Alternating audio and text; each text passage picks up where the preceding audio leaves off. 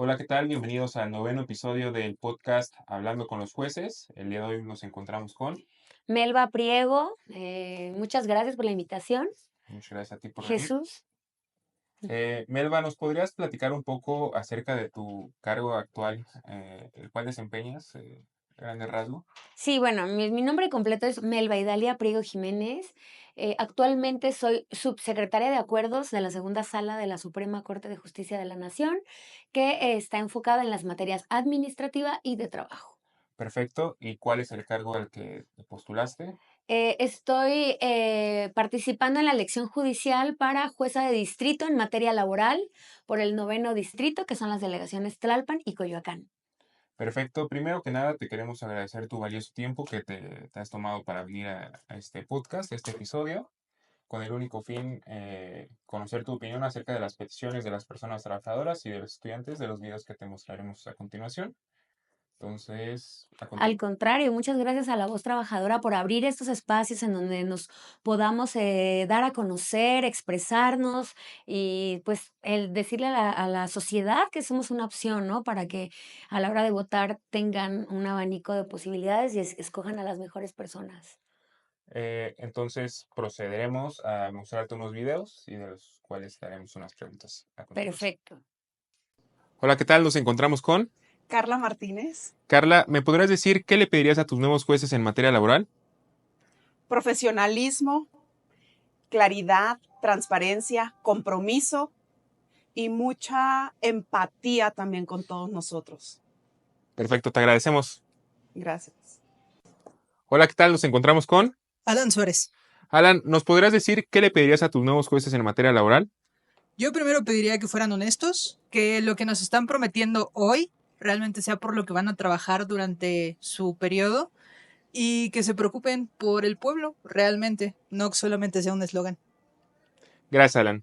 Bueno, a continuación le realizaremos a la candidata algunas preguntas de carácter profesional en relación a los videos. La primera es, ¿qué le diría usted, candidata, a estas personas trabajadoras y estudiantes?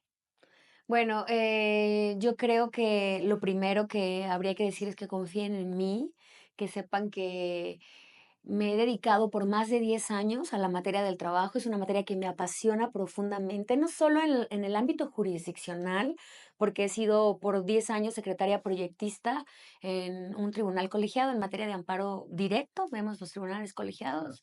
Entonces, estoy capacitada, conozco la forma de hacer proyectos de sentencia y además no solo me he dedicado al ámbito jurisdiccional, sino también he sido maestra, soy docente, también he dado clases en diversas universidades del país, en la Universidad Nacional Autónoma de México, he tenido la oportunidad de ser conferencista, ¿no? En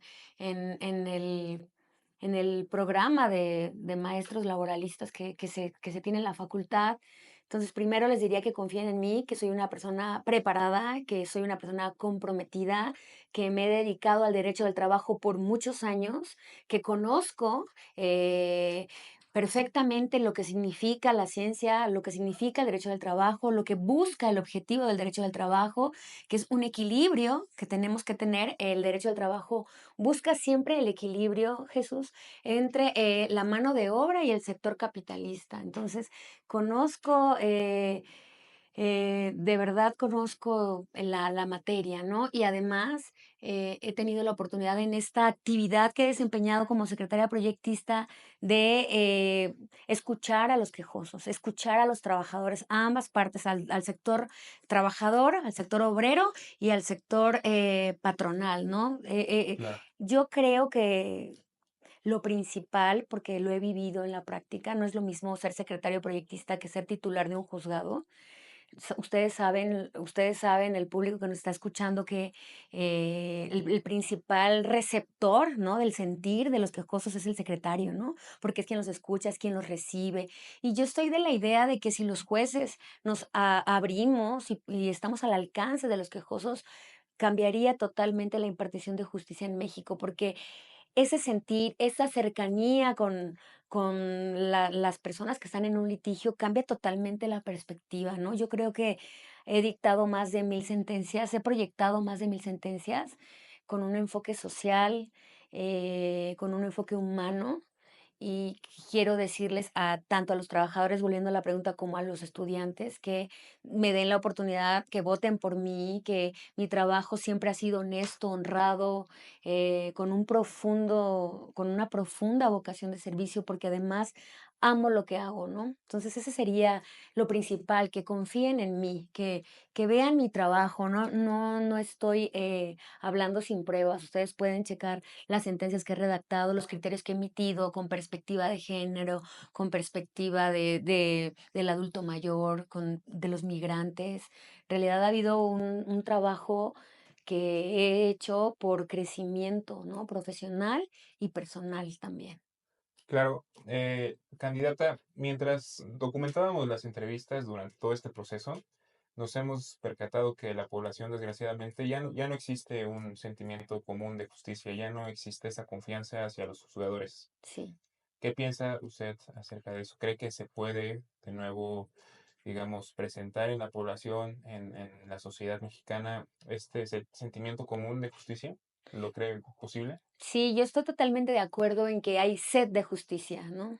He recorrido varios lugares en este andar, ¿no? De la candidatura. He recorrido tianguis, mercados, colonias, casas, clubes deportivos, canchas de fútbol. He hablado con una infinidad de gente y en su mayoría dicen, no confiamos en la justicia. Hasta con desgana te ven como candidato. Es como que ahí viene, ¿no? A hablar. Yo creo que ese es el principal problema de que la gente no confía en la justicia. A mí siempre cuando hablamos de justicia me gusta hablar sobre Aristóteles, porque Aristóteles en la Ética Nicomaquea define a la justicia como una virtud. Y no es cualquier virtud. La justicia es la principal virtud, lo dice Aristóteles. ¿Por qué es la principal virtud? Porque la mayor virtud es aquella que sirve a los demás más que a uno mismo. Y mediante la justicia tú puedes hacer un cambio en la vida de las personas, ¿no? Entonces yo creo que primero hay que ganarnos la confianza de las personas en la justicia. Y yo creo que si ya se implementó toda esta reforma, este intento, bueno, no es un intento, esto ya está en marcha, ¿no? De democratizar la justicia, ¿no? De democratizar el sistema judicial en México, hay que confiar, ¿no? Hay que salir a votar, hay que investigar quiénes son los candidatos más idóneos, más experimentados, con más experiencia. Por favor, investiguen. Ya estamos en este proceso, ya se aprobó la reforma y nada gana la gente quedándose en sus casas y no saliendo a votar. Tienen que salir a votar. Entonces, no es lo mismo, no es nada más de decir, no hay justicia, no, pues no creo, haz algo por tu país, ¿no? Vamos a hacer algo juntos. Si no quedo yo, que quede otra persona, pero que queden las personas más capaces en estos cargos. No tenemos que tener tanto este desánimo. Yo te decía, Jesús, que en los recorridos que he hecho, ese ha sido normalmente el sentir de las personas. Claro. No creo en la justicia. Y después de una plática de 20, 30 minutos, si les miren, entiendo su sentir, yo me presento y después de que he hecho una profunda reflexión con las personas, te juro que logro convencerlas de que es necesario, de que es importante que voten, de que no basta con quejarse, sino que hay que actuar. Y la forma en que tenemos de actuar como sociedad es saliendo y votando este 1 de junio. Para Aristóteles, bien lo comentaste, es una virtud la justicia. Sí, y Para la mayor de las la mayor de las virtudes. virtudes. Ujú. Para Elba, ¿qué es la justicia? Para Melba esa es la justicia, es atender a un principio y de igualdad, ¿no? Primero que nada, la justicia es, hemos crecido en las aulas del derecho con la vieja idea de que es justicia darle a cada quien lo que corresponde. Realmente el piso no está parejo. Si el piso estuviera parejo, podríamos saber qué te corresponde a Jesús, qué le corresponde a Ana, realmente habría que ver cómo se interpreta o si se atiende a a la literalidad a eso. Para mí la justicia es estar al alcance de las personas, conocer, acercarse a la verdad con la razón del problema del problema que se está sometiendo a consideración del juez, ¿no? Tender ese equilibrio entre los aspectos fácticos del derecho, entre el hecho, ¿no? Los aspectos fácticos que es los hechos y entre la jurisprudencia, la doctrina, la ley. La justicia para mí sería eso, estar al alcance de la sociedad, escuchar a las personas y juzgar con equidad, ¿no? Juzgar con igualdad. Regresando un poquito al lado de su candidatura, ¿Sí? candidata, ¿cuáles considera usted que son los mayores retos que enfrentaría de ser elegida?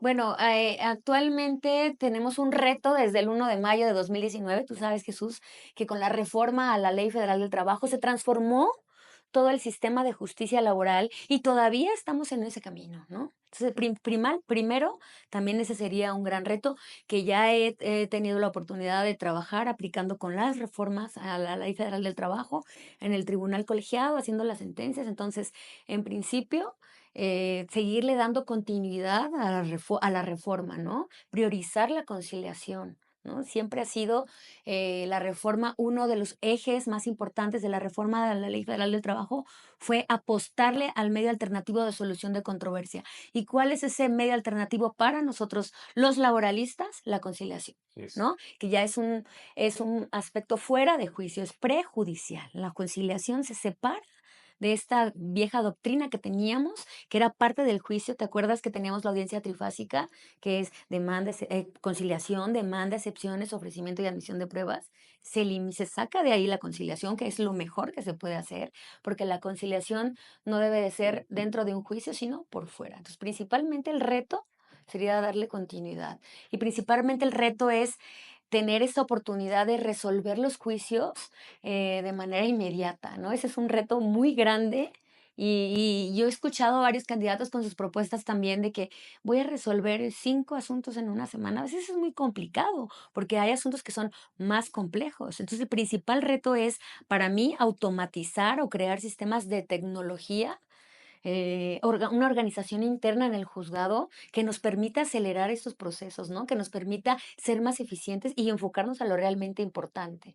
Y el reto también, para mí, otro de los retos, es que son muchísimos retos, ¿no? Pero soy una persona de retos y los asumo, ¿no? Yo creo que es escuchar a cada uno de los quejosos que acudan a la vía de amparo indirecto, porque al final de cuentas yo estoy concursando para juez de distrito en materia laboral, estamos hablando del amparo indirecto. Sí, Entonces, tratar de abrir las puertas y tener al alcance para escuchar a todas las personas. Esos son unos de los principales retos, ¿no? Que además yo los traigo como un eslogan, como unas propuestas, ¿no? De mi candidatura. nos platicaba que llevaba una trayectoria de 10 años en esto del, bueno, laboralista, Ujú. pero ¿cuál es su pasión acerca de laboral? ¿Qué es lo que la apasiona en este tema, digamos, en esta... Fíjate que aquí quiero aclarar, porque sí tengo 10 años como secretaria proyectista, pero en la función jurisdiccional llevo más de 15 años, ¿no? Como 17 años, ¿no? Ok. 17 años. Ahorita estoy en la Suprema Corte como subsecretaria de Acuerdos, que es distinto al cargo de secretaria proyectista. Ahorita estoy en trámite, estoy conociendo algo muy bonito, ¿no? Que es la Suprema Corte. Eh, yo creo que, regresando a tu pregunta, que me la puedes repetir, por favor, que me... ¿Por qué, qué le apasiona del derecho Ah, laboral? sí. ¿Por qué escogió el derecho laboral? Mira, a mí me apasiona profundamente el derecho laboral. Creo que es hermoso el derecho del trabajo. Creo que todas las personas socialmente útiles, porque incluso así lo dice la Ley Federal del Trabajo, ¿no? El, el, el fin del derecho del trabajo es conseguir, ¿no? Ese equilibrio, como lo dije al principio, y las personas que trabajan además somos socialmente útiles. Entonces, todos en algún momento de nuestras vidas enfrentamos la decisión de trabajar, ¿no? Entonces, Claro. este equilibrio, conocer la forma en que se puede dar una relación de trabajo, la forma en que te pueden contratar, ¿no? Por tiempo determinado, indeterminado, de base, etcétera.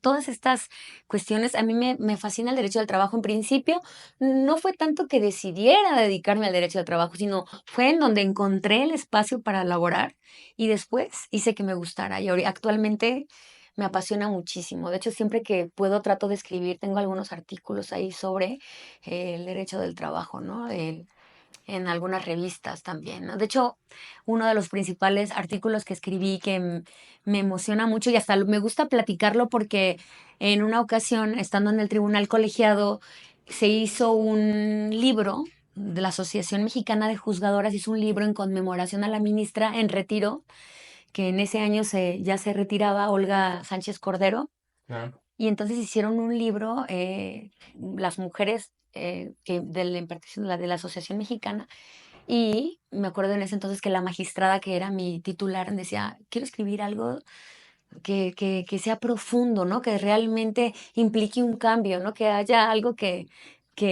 aportemos, ¿no?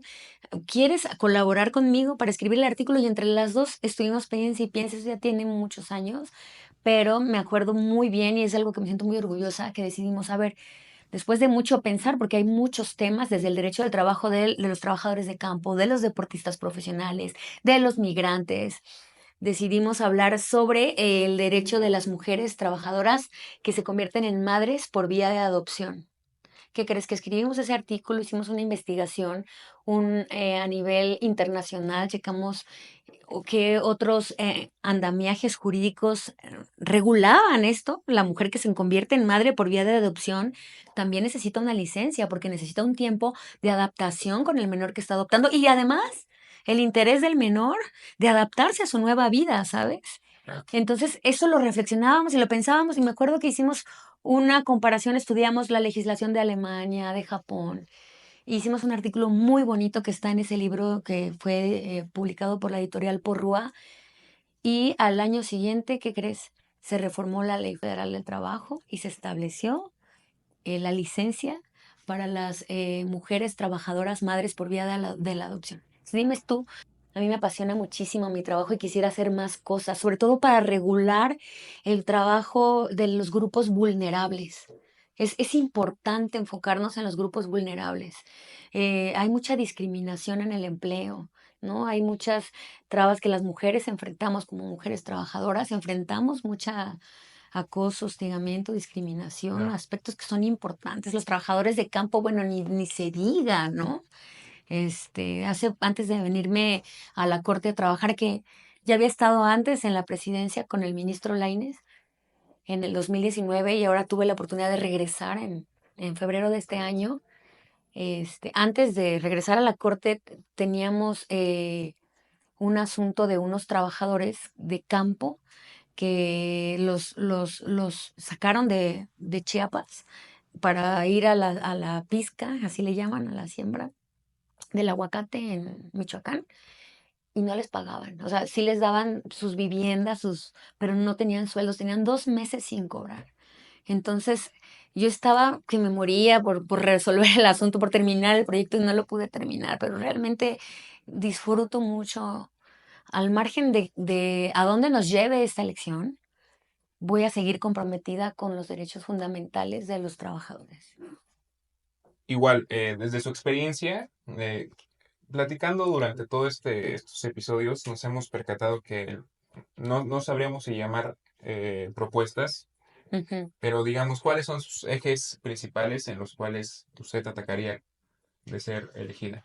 Sí, mira, tengo 4 ejes principales que incluso son los que utilizo siempre. Tenemos que prometer cosas que se puedan efectuar, ¿no? Claro. No tenemos que hacer promesas que no se puedan cumplir. Entonces, tenemos que tener retos o metas para la sociedad que sean a corto plazo, a mediano plazo y a largo plazo. No podemos inventar y no podemos decir, a ver, quiero esto, ¿cómo lo vas a hacer? Me importa cómo lo vas a hacer y por qué lo vas a hacer. La principal propuesta es que además, más que propuesta, creo que lo he aplicado siempre que he estado en el frente. No he sido titular de un juzgado, quiero ser titular, pero como secretaria siempre he aplicado la justicia social, porque muchos me preguntan, ¿tengo una trayectoria judicial? Sí, tengo más de 15 años, 17 años, entré en 2008 a trabajar como oficial judicial en el puesto más bajo y siempre, a veces hasta me gustaría a mí traer a los quejosos o encontrarlos y decirles, yo los he escuchado, ustedes saben que yo los he escuchado, ¿no? Para que dieran un testimonio, ¿no? Pero yo creo que la justicia social es importante, humanizar. Y esto es trascendental porque cambia tu perspectiva cuando atiendes personalmente al quejoso, ¿no? Como secretaria lo he hecho. Antes de irme a la corte llegó una trabajadora que estaba en un litigio que ya había llegado al amparo directo. Yo tenía el proyecto para resolver. Y ella solicitaba una pensión por invalidez porque era una médico pediatra que estuvo en la primera línea del Seguro Social atendiendo niños con COVID. Entonces, de repente no tenían estos de protección, las carillas, todo lo que se utilizaba, ¿no? Se contagia de COVID, de un COVID muy severo que estuvo a punto de morirse, estuvo muy mal. Justamente por eso eh, tiene padecimientos. Todavía no sabemos las consecuencias que el COVID presenta, porque al final la pandemia fue en 2020, pero ha habido consecuencias actualmente que se han advertido, ¿no? Y que ni siquiera los grandes científicos, los grandes laboratorios, o sea, los expertos en medicina no han podido decir, a ver, esto es por esto. Y tenemos deficiencias neurológicas en la cadera, en la columna, que son consecuencia del COVID. Entonces, esta médico se enferma al grado de que no hila bien las palabras, o sea, tiene un daño neurológico. Entonces, en materia de trabajo hay que acreditar, ¿sí? La relación causa-efecto, daño-trabajo. ¿Qué es esto? Que estos padecimientos que presenta son consecuencia de sus funciones. Para mí no había ninguna duda. Sí, sí, sin leer, sin leer el expediente, al verla a ella, no había ninguna duda de que ella estaba incapacitada, de que ella tenía un problema, porque le costaba relacionar palabras, le costaba hacer ideas, contestar, hablaba muy despacio, traía un vaso, muy jovencita aparte. Entonces, ya cuando leo el expediente y veo sus antecedentes y veo que antes era una médica brillante, decía, qué tristeza que una persona tan joven. ¿Tú crees que una persona así quiera dejar de trabajar? Definitivamente Con no. una carrera exitosa, con un futuro prometedor. O sea, sería absurdo pensar que ella, tenía como 33 años, quisiera una pensión para ya no volver a trabajar, cuando antes era una gran médico pediatra. Entonces, esa sensibilidad de verla me permitió a mí, bueno, yo ese día y con mis compañeros oficiales con los que estaba en la mesa estábamos muy conmovidos. Esta es la importancia de humanizar el derecho, ¿no? De humanizar el derecho del trabajo. Y no vamos a ser muy sesgada la opinión, hay que ser objetivos, ¿no? O sea, pero tú eso lo vas a obtener viendo. Entonces, mis Claro. propuestas sería seguir con esta justicia social, humanizar el derecho, procesos más rápidos y transparentes, tratando como de automatizar, a ver cómo hacemos un buen equipo de trabajo para organizarnos desde el trámite, desde que se reciben las audiencias constitucionales, hacer más eficaz y priorizar. Siempre eso lo tengo muy claro, priorizar los asuntos de personas vulnerables. Siempre los asuntos del seguro social, los asuntos por incapacidad, por invalidez, por estas pensiones, viudez, vejez, cesantía en edad avanzada. Hay que priorizar a estas. Muchos adultos mayores piden la pensión de cesantía y te tardas 5 años en el anterior sistema en las juntas, ya se va a morir el señor, de aquí a que le resuelva si tiene derecho o no a la pensión. Hay que acelerar, hay que priorizar estos grupos, ¿no? Estos grupos vulnerables, priorizarlos. Esa sería otra de mis ideas y que lo he hecho además también, ¿no? Siempre tengo primero los asuntos del seguro social, primero los asuntos de las mujeres trabajadoras, tratando de ser equilibrado, ¿no? Y resolver siempre. Yo creo que en todo el tiempo que me desempeñé como secretaria proyectista no hay ni un solo asunto que se haya resuelto después de 3 meses. No hay un solo asunto. Y tenemos estadísticas en el consejo, ¿no? Que ahí están las estadísticas por secretario. Pero no ha habido un solo asunto que haya resuelto fuera de 3 meses. Porque sé lo importante que es el trabajo. La gente es su modo de vida, ¿no? Es su ingreso con lo que otra sería transparentar los procedimientos, ¿no? Escuchar a las personas, hacer sentencias claras, sencillas. También, pues utilizamos términos de derecho que son muy complejos, ¿no? Que no entienden. A ver, tu sentencia está dirigida a un obrero, a una persona que trabaja en una panadería, ¿no? Al barrendero, a la secretaria, tienen que ser lenguajes sencillos, lenguajes entendibles. Esa sería otra, que también lo he hecho, ¿no? Sería continuar con esto. Son mis principales propuestas: justicia social, justicia rápida, al alcance de todos, transparencia y vocación de servicio. Yo creo, para terminar con esta idea, que se han enfocado las escuela judicial de preparar a los jueces, capacitarlos en todas estas doctrinas del derecho, control convencional, control constitucional, derechos humanos, derecho del trabajo, los tratados internacionales de la OIT. La Escuela Judicial hace un gran trabajo de capacitación profesional, doctrinario. Es importante la capacitación, claro, pero también es importante, Jesús, la capacitación humana, la calidad humana de los jueces. Invertirles en cursos para vocación de servicio, de humanismo. Esto es importante porque lo necesitamos. Necesitamos ser más, sí, tener más esa convicción, ¿no? de justicia desde lo humano. Y creo que eso le ha faltado a la escuela judicial. Cursos sobre la vocación de servicio. Eso nos ayudaría muchísimo para cumplir con estos objetivos.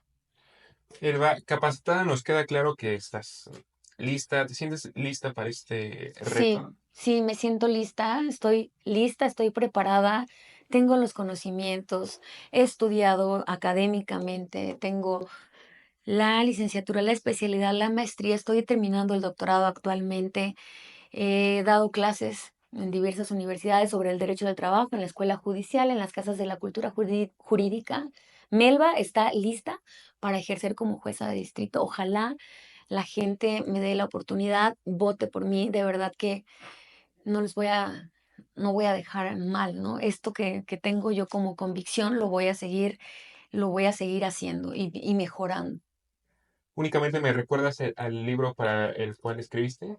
Sí, es en Memorias de la ministra Olga Sánchez Cordero. Ya tiene unos añitos, pero es un compendio, está editado por Porrúa. Es un artículo que hice junto con la magistrada Alicia Rodríguez Cruz. Ahí pueden checar incluso todo el análisis comparativo y me siento súper orgullosa, ¿no? De que no solamente me haya tocado que se hiciera la reforma y que se integrara las licencias por maternidad por vía de adopción, sino aplicar casos, ¿no? Ya, y hay que ir avanzando. El derecho es así, se avanza en el derecho, ¿no? Ujú. Pues Elba, ya he contestado con todo esto, pues te agradecemos profundamente tu opinión, tu tiempo y bueno, algún comentario que quieras agregar ya como cierre, no sé, número de boleta. Sí, sí, sí, sí, no se olviden de votar, por favor, voten este 1 de junio en la boleta amarilla con el número 06 en las delegaciones, en las alcaldías, perdón, Tlalpan y Coyoacán, la boleta amarilla con el número 6 por Melba Idalia Priego Jiménez. Bueno, Melba, La voz de la justicia laboral, es mi eslogan, este es la voz de la justicia laboral. bueno, Melba, te agradecemos profundamente y pues, muchísimas gracias. Gracias a ti, Jesús, saludos a todos. Hasta luego. Hasta luego.